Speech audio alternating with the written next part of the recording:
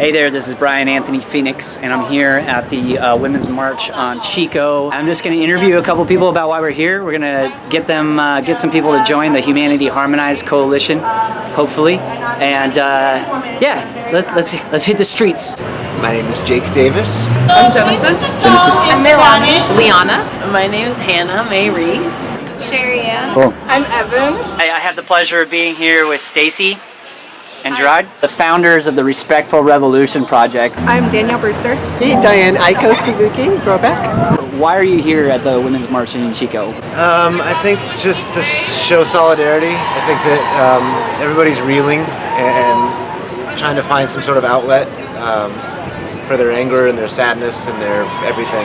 Yeah. And I feel like this is kind of a time when we gotta come together and we gotta hold each other and we gotta help each other get through this stuff. Well, I'm here because I believe that people united cannot be divided, and if we all, even though Trump now is president and he's trying to take our rights away, if we all stand here, we can still fight for them, and one man can't take them all away from us. I'm here to support Chico. I'm here to support women. I'm here to support unity, like she said, and just, I think the power of the people is the strongest thing. A couple of things. One is I'm disturbed by Trump's election. Yeah. I'm disturbed by not only things that he stands for, but as many people voted for him as did, and what that means about our country and our culture, and I'm concerned about the future. So I wanted to be out here and be counted, and to voice that. I came here today because some of the people that helped organize this asked me to play some music. We're trying to bring more knowledge or attention to the fact that there are many inequalities for women. Yes! Yes. This is why we're here today. This is the best day ever. Has this been amazing? I mean, I would not have missed this day for anything. All the issues that are being brought to the forefront today are all the things that I care the most about. It's about coming together. You know, I think many issues were talked about, but there's so many more, and I think at this point people are waking up from a state of shock a bit, and it's a good thing. I'm here to speak out and not be silenced. You know, our voices as a woman of color, as an indigenous woman, a lesbian woman, a lot of times we're not represented and we're not at the tables. And these issues, and we're the people that are being targeted by what's going on right now. And so I came to speak up and to share that and ask for our allies to come together and bring us to the table and unite. You know, we've been a part of this fight for a long, long time. Because of my experience and my elders' experiences of being interned in concentration camps in World War II, I feel like I'm healing some of the ancestral wounds because they didn't use their voice. I mean, they had a voice, but they just went into camps and didn't use their voice. So I feel like that's kind of part of my mission, my life mission actually, is to speak up and to not let it happen again, for one thing. What are your feelings, and feel free to be candid about our near to distant future with what you're seeing both here locally and what you're seeing on the national stage? Boy, it's a hell of a mixed bag, isn't it? You know, so much hope and inspiration, and yet so much fear and like despair almost. Yeah. And I'm sort of, I feel like I'm kind of at the moment balanced on the edge of those two things. And I'm kind of tilting one way or the other. Yeah, because I know that although rallies do a lot and they motivate people and whatnot, it still doesn't necessarily make a change through legislature and stuff like that. So I wish that we could take this power and somehow make concrete change so that we don't have to keep doing this, you know, and keep fighting against it. Because everybody here has different things to tell you and different experiences to share, different reasons why we're each here.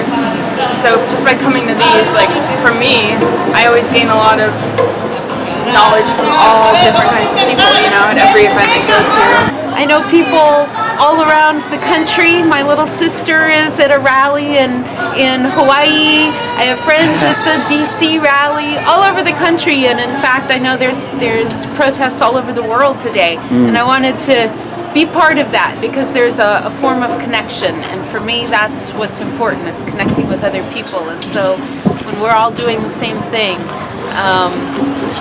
with the same kind of intentions, that's powerful to me. I'm really connected to the community here in Chico, and they just have a really strong community here, and the way that they are supporting women of so many different backgrounds is really, really unique. It's not like just protesting though, it's trying to change something and not just hold up your little signs. Like, we're actually here to like empower each other. So do you feel like these kinds of gatherings are hopeful, in the sense that, do you feel like that the response to the shadow, the negativity that we're seeing is such that this might be like that kind of catalyst that we need to mobilize? Is that kind of what it feels like to you? Yes, actually, ever since the election, Gerard and I have been saying that the ironic thing is that Trump is going to make America great again, but not in the way that he thinks. It's going to be completely a different way than what he has in mind. Totally. Right? Yeah. And that's going to be this. Yeah, I think the monster has dropped the mask now, and you see it for what it is. The monster of greed, of exploitation, of destruction of the environment, destruction of communities, of pushing people down and exploiting their misery. It's obvious. It's in your face. You cannot miss it anymore. We're powerful people. We're resilient, and look at what we've accomplished by being here together so far. And I think just that we support each other. Yeah. That power that's behind that. We're gathering to build community. We're gathering to say no to what's going on, but to say yes to life and yes to the planet. On an individual level, what does something like this motivate you now to do? I certainly want to hold the intention and the hope that this is not the great unraveling, but rather the great turning. That this is the shift. Yeah. This is the great awakening. Yeah, I'm going to do my very best to dwell in that place. I think that we have to be more than Facebook active. It's so much easier to just sit there on Facebook and post a petition and think you're doing something. I think that's part of the danger of social media in terms of a form of activism. I think it can be useful, but I also think it has that downside where people feel like they're doing something when really they're not. One of the things that I have trouble with sometimes with friends that I agree with politically 100% or 95%, but sometimes I sense a real us versus them, and I find that in their discourse and in their way of presenting issues, and I find that the stuff about being divisive, I'm not saying that in any way I want to support Trump, but I also think you don't win over hearts and minds by attacking. But definitely looking on the bright side, I think that people will have to realize that they are in control somewhat of their reality and their future, and their decisions and their choices do affect things, and that we're not necessarily completely victims of like our situation, and that we're going to have to do something. And then this sign is in reference to the tapes that have been of Trump saying grab them by the pussy. Well, mine grabs back. Our little piece of the puzzle that we bring to the greater, we hope the greater good, is to build our project that's called the Respectful Evolution Project, where we go around the country and we create short video portraits of people who have taken action in order to make the world a better place. So we go out and we find these people, we create a short format video about them. We put it on our website. We've got over 200 stories right now. We're just getting started. I mean, there are good people doing fascinating things and fabulous, inspiring, important things everywhere. And these are these people. Well, to start with, to know that we're all in this together. All of us are in this together. Yeah. And to start with that, to know that. And then you don't feel lonely, you don't feel out of the loop. We're all in the loop together. We're all in this together.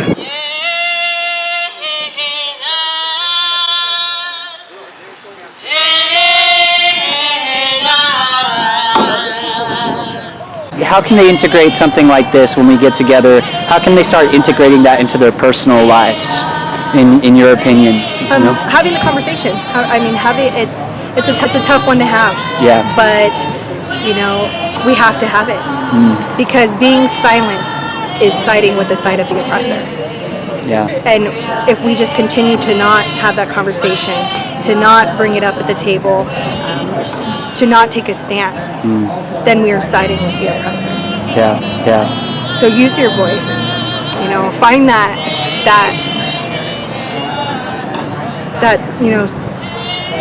spirit or that piece of you inside that is telling you to speak up that you just haven't yet. And taking action by donating, by being here, by marching, joining the community groups who are organizing, speaking and sharing your voice on this video that's going to be heard. All of these things can help us achieve that. Listen to the indigenous people of your areas and connect with them and share and be aware that that those ways are real and how do we work together to make that so it's strong, with each other. So I've set up the question because I'm wanting you to join the Humanity Harmonized Coalition, and all that takes is the willingness to hold the vision of a harmonized humanity, even if you don't know what that looks like. Right. Yeah. So are you at least willing? I'm in. Do you feel like that's something that you'd be willing to do? Yes, and definitely. join? I can do that. Awesome. Yeah. Okay. Sweet. I can do that. Yes. I'm happy to do that. Awesome. Possibility's always there. Anything can happen. Are you guys willing? Are you willing to be a part of that? Yes. You guys better watch out. Respectful Revolution and Humanity Harmonized. We're going to be doing some collaborations to uplift this to the next level. So thank you all for being here. Have a wonderful day. Yeah, Brian, take care. Ways. Get involved with your local communities, and if you know that you're Native but you weren't grown up or raised traditionally, get in there. Talk to your elders. They have so much to teach you. We are here today because our ancestors were surviving 5% of genocide. We must honor them by keeping our traditions alive. Also, as Native people, we must stand against the oppression of any marginalized community, getting involved, organizing locally and participating, unapologetically stand against injustice for all.